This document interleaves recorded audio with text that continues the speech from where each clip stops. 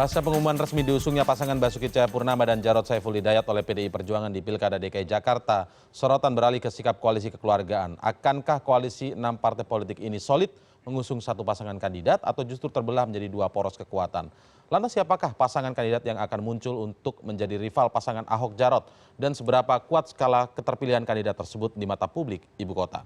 Kami mengulasnya malam hari ini dengan Jayadi Hanan, Direktur Eksekutif dari Saiful Mujani Research and Consulting atau SMRC. Selamat malam. Selamat malam. Bang Jayadi, terima kasih sudah hadir. Kemudian ada Agung Setiarso, Kabid BP3 DPW PKS DKI Jakarta. Selamat malam, Pak Agung. Terima kasih sudah hadir. Baik, kalau kita lihat perkembangan malam hari ini begitu bahwa ada pertemuan di Partai Demokrat. Ini PKS ikut tidak? Ya, namun sebelumnya mohon izin, Ya. Mas Indra. Saya atas nama keluarga besar dari Partai Keadilan Sejahtera Baik, ya. ingin mengucapkan ataupun mengemukakan bahwa kami sangat berduka cita atas musibah yang dialami oleh saudara-saudara kita di mana di Garut dan di Sumedang. Ya, mudah-mudahan Allah Subhanahu Wa Taala memberikan kesabaran kepada mereka gitu ya.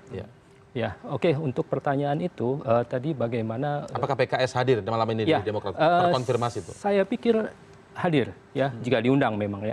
Karena memang informasinya diundang tidak? Saya belum tahu. Ya, saya belum tahu apakah diundang atau tidak, tapi kita kan punya konsep atau kita mengedepankan komunikasi dan kebersamaan dalam partai-partai koalisi kekeluargaan. Jadi saya pikir kemungkinan besar akan hadir. Tapi nama Mardhani Alisera ini tetap dipegang kuku, berpasangan dengan Sandiaga Uno? Tetap sampai keputusan yang mungkin akan diambil oleh diskusi ataupun kesepakatan partai-partai malam ini gitu ya. Kemarin disebutkan setelah PDI Perjuangan menyatakan mengusung nama Ahok Jarot begitu, secara resmi diumumkan oleh Sekjen PDI Perjuangan, koalisi kekeluargaan malamnya langsung menggelar rapat. Apa hasilnya itu? Ya, rapat ini tentu saja adalah bagaimana kita mengantisipasi. Tadinya kan memang kita berharap bahwa PDIP tidak mengusung Ahok. Tapi kan kemudian konstelasi politik berubah, PDIP kemudian bergabung dengan Ahok. Ya. Sebenarnya kita juga ingin membangun satu komunikasi dan menghasilkan kesepakatan. Ya. Siapa kira-kira yang kemudian akan kita majukan untuk menjadi cagup dan cawagup. Itu rapat kemarin malam ya? Ke sana semuanya, Pak. Ya. Termasuk juga malam ini. Ya, ini kan menjadi lanjutan. Lanjutan dari pertemuan. Dan saya pikir memang juga harus senantiasa terus-menerus dilakukan komunikasi. Saat kemarin paling tidak hasil sementaranya apa? Masih belum ketemu satu nama pasangan calon? Masih belum, Pak. Ya, masih apa yang membuat alot? Ya, masing-masing punya punya nama dan pun juga punya pendapat. Ya, artinya pendapat bagaimana kalau seperti ini, bagaimana kalau seperti ini. Kan yang dibahas juga bukan satu nama, tapi komposisi.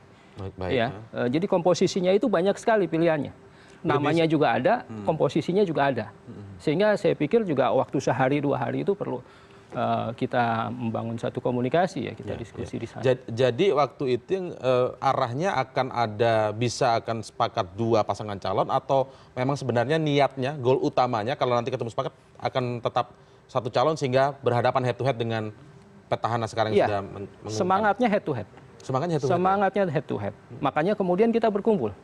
Kalau misalnya PKS atau Gerindra tidak punya semangat untuk head to head, ya dari kemarin-kemarin juga sudah Sandi dan Mardhani langsung kemudian kita deklarasikan dan kita daftar. Tapi karena kita punya semangat untuk head to head itu, maka kemudian kita buka ruang untuk komunikasi.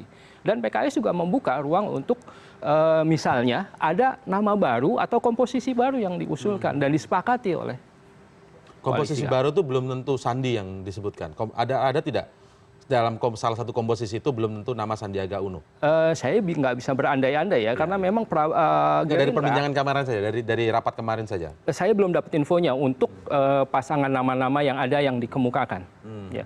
Tapi artinya bahwa semangat untuk menghadirkan satu pasang calon untuk menghadapi Jarot itu adalah yang utama buat kita. Ya. Baik. Saya ke Bang Jayadi Hanan untuk menganalisis bagaimana Anda melihat secara umum begitu ketika PDI Perjuangan telah membuka tabir misterinya begitu bahwa pilihannya jatuh pada nama Ahok dan juga Jarot sebagai wakil gubernurnya. Bagaimana Anda melihat sikap dari koalisi kekeluargaan ini? Apakah Anda melihat mereka memang akan solid, semakin solid begitu, ataukah kemungkinan malah akan juga terbelah? Ya tetap ada dua kemungkinan itu, tetap ada kemungkinan terbelah ya. Tetapi seperti tadi Pak Agung bilang bahwa faktor yang sangat kuat mempersatukan koalisi kekeluargaan itu kan satu non Ahok gitu, dua itu masih ada sampai sekarang ya? Itu masih faktor ada. Itu masih ada. Tadinya ada satu lagi faktornya, yaitu keinginan mencalonkan Risma. Oke. Itu. Sekarang sudah tidak faktor mungkin kedua lagi. itu hilang, tapi faktor pertama tetap ada satu. Yang kedua, fakta bahwa partai-partai ini, terutama PKS dan Gerindra belum secara resmi mengumumkan calonnya, itu kan menunjukkan bahwa mereka masih mencoba untuk menyatukan visi dan misinya untuk bersatu mengajukan satu pasangan calon. Karena memang saya kira dari berbagai perhitungan-perhitungan yang sifatnya kuantitatif maupun kualitatif, itu memang head to head akan lebih menguntungkan bagi koalisi kekeluargaan. Karena begini, dengan masuknya PDIP menjadi bagian dari koalisi pendukung Ahok, PDIP itu memiliki pemilih yang biasanya cukup disiplin. Artinya pilihan partai biasanya cukup sejalan dengan pilihan pemilihnya. Itu berarti cukup signifikan akan menambah kekuatan Ahok.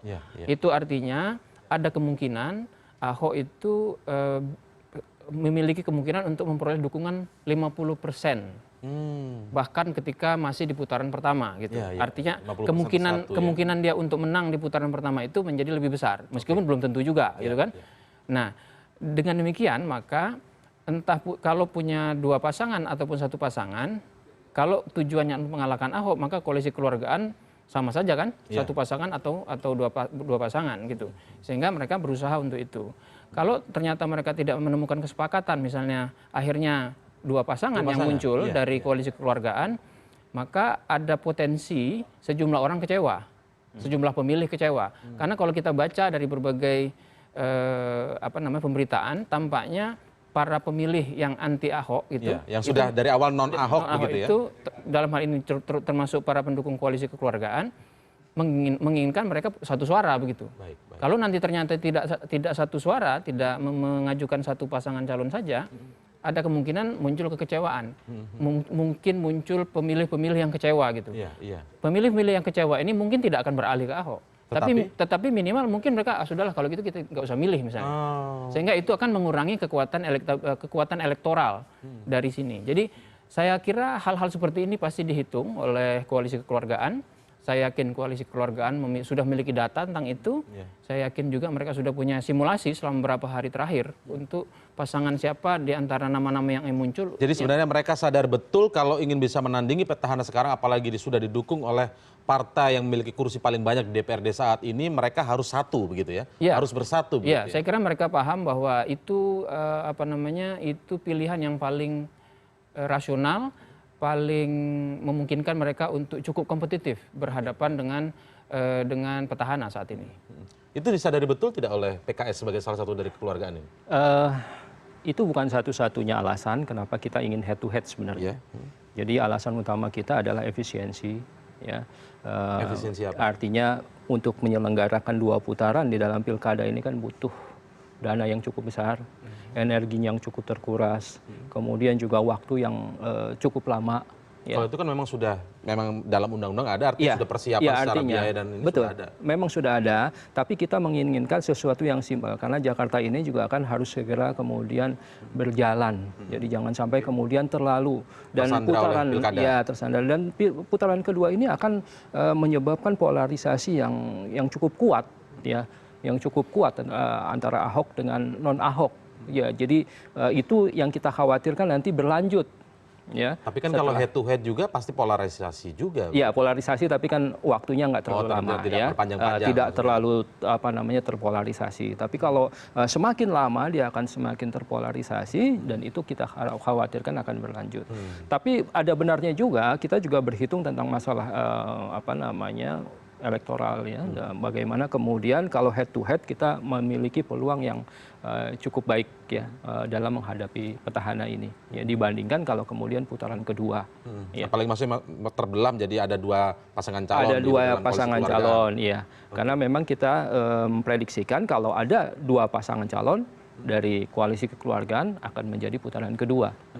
Baik, dengan modal disadarinya hitung-hitungan elektoral seperti itu, apa yang membuat PKS kemudian masih begitu kukuh dan begitu dini begitu mengumumkan nama pasangan Sandiaga Uno dengan Mardhani Alisera? Mengapa demikian? Kami akan mengulasnya lebih lanjut. Kita tahan dulu. Kami akan segera kembali usai jeda berikut ini.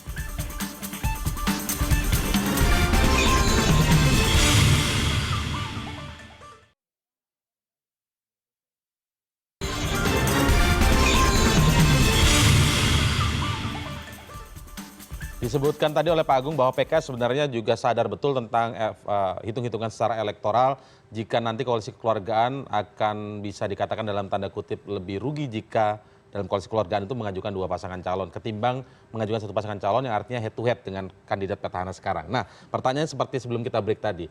Kalau sadar dengan hitung-hitungan elektoral seperti itu, mengapa kemudian PKS kukuh mengajukan nama Mardhani Alisera untuk mendampingi Sandiaga Uno, padahal partai-partai lain sepertinya tidak cocok nih dengan nama Mardhani Alisera yang ada di partai koalisi kekeluargaan? Ya, jadi begini Mas Indra ya, Mardhani Alisera ini adalah kader PKS yang memang diajukan oleh PKS untuk menjadi pasangannya Sandiaga. Kalau dibilang kita kekeh, kita nggak kekeh. Ya. Kita nggak kekeh. Nggak kekeh, itu masih bukan harga mati berarti? Bukan harga mati, nggak ada yang namanya harga mati di dalam politik. Jadi memang kita ajukan. Ya, selama rentang periode kemarin pencarian siapa cagup cawagup, semua partai di koalisi kekeluargaan juga mengajukan nama. Ya kan? Dari PKB ada, dari P3 juga ada, dan yang lainnya. Dari PAN juga ada. Ya. Sehingga akhirnya PKS juga harus kemudian mengajukan satu nama. Yang artinya bahwa kita sudah selesai di tingkat PKS. Kita sudah selesai di tingkat partai. Tinggal dibahas dalam koalisi? Tinggal dibahas di dalam koalisi.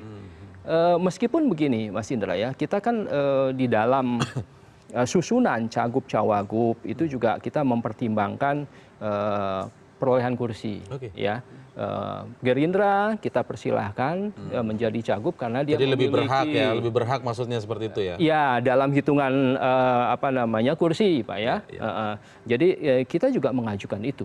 Ya. Tapi kemudian itu nggak harga mati. Itu nggak harga mati ya? Nggak harga mati Sandiaga. Itu menurut PKS atau menurut Gerindranya itu? Menurut koalisi. Karena Gerindranya kan sekarang ini seperti akan dominan karena dia paling besar dalam koalisi keluargaan. Iya, artinya gini, kalau Sandiaga Mardhani itu sudah selesai di tingkat PKS sekali lagi ya. Jadi kalau itu harga mati, nggak ada lagi kemudian Sandi dengan kader PKS yang lain. Oh begitu ya. Sandi dengan yang ini, yang itu segala macam nggak ada. Tapi kalau yang diajukan nama lain di koalisi silakan dibahas. Silakan dibahas. Monggo. Ya, kita juga mengedepankan komunikasi dan kita mengedepankan kebersamaan dengan partai. Sebelumnya ada Pak Hidayat Nur Wahid di meja ini juga begitu yang mengatakan bahwa dari PKS Sandiaga dengan Mardhani Alisera, artinya itu dari PKS-nya. Dari PKS. Tidak ada nama lain dari PKS yang disandingkan untuk Sandi, begitu maksudnya itu ya poinnya ya? Betul, itu poinnya Pak. Jadi bukan harga mati. Bukan harga mati kemudian harus disesuaikan, kalau enggak ini sekaligus meluruskan selama ini seolah PKS bahwa tidak akan mau berdiskusi lagi bahwa yang diajukan menurut PKS adalah Sandiaga dan Mardhani Alisera, bukan begitu ya? Bukan begitu Mardhani Pak. Ya, artinya kita juga mengedepankan komunikasi sekali lagi, itu juga tidak pasti. Jangankan Mardhani, Sandiaga Uno juga belum pasti. Di koalisinya? Di koalisinya. Ya.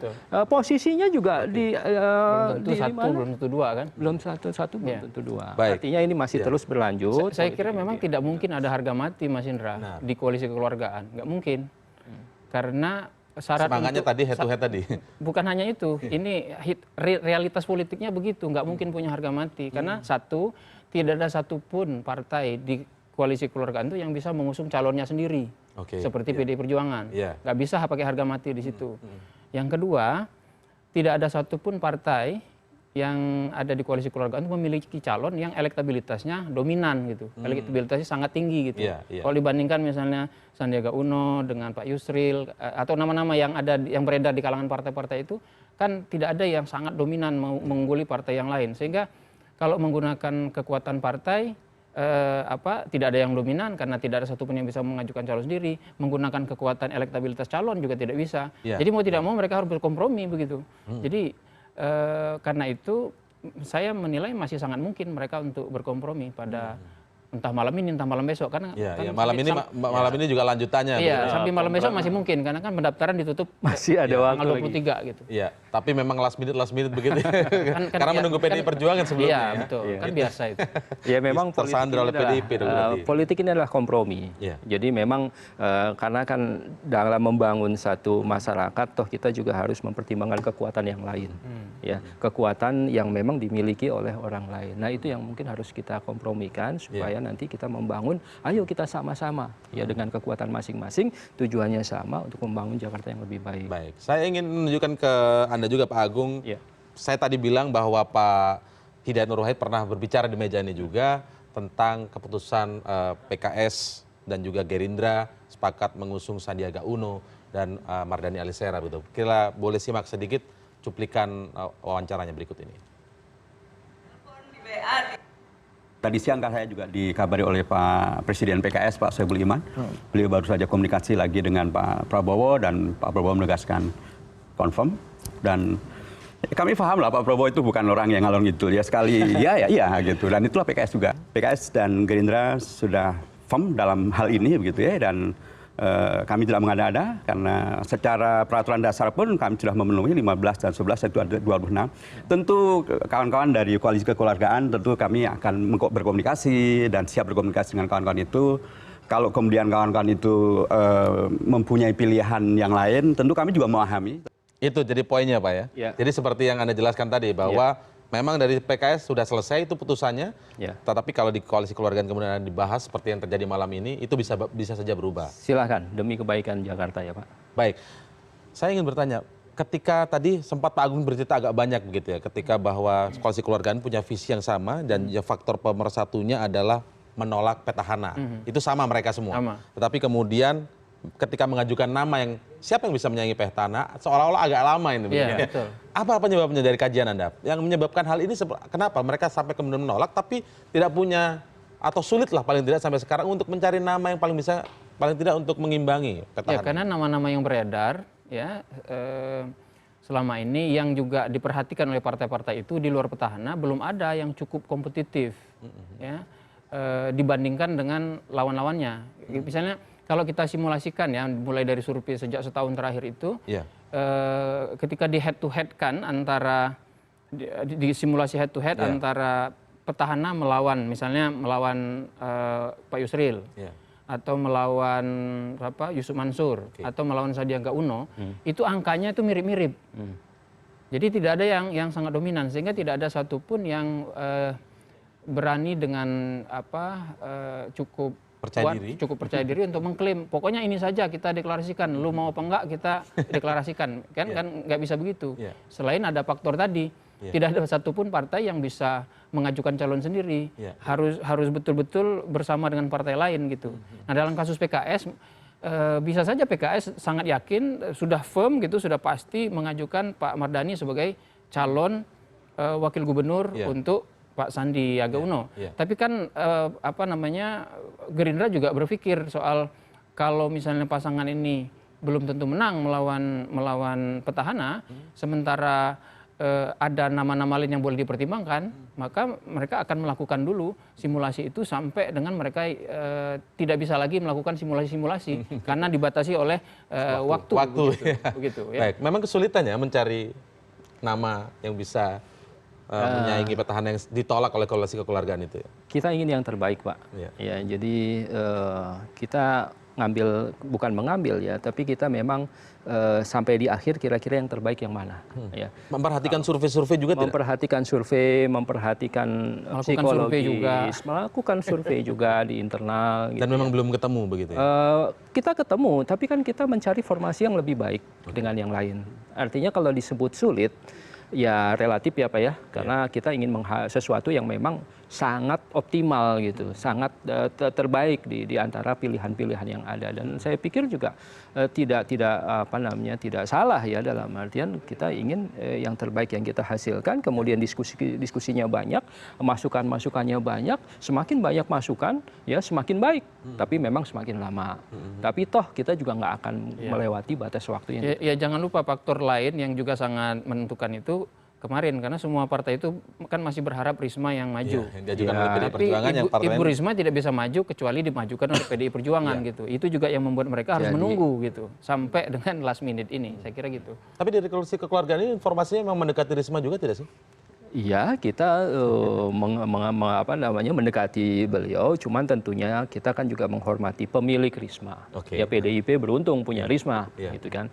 Kita tidak ingin melangkahi. Ada upaya tidak untuk menarik Risma? Karena informasi dari luar sepertinya ada upaya menarik Risma walaupun tidak diajukan oleh PDI Perjuangan. Secara personal mungkin ada, tapi secara kepartaian dari kita, saya pikir nggak ada ya. Karena ya itu tadi kita punya unggah-ungguh, artinya kita punya siapa nih pemilik Risma, kan kita harus juga berkomunikasi dengan mereka gitu ya.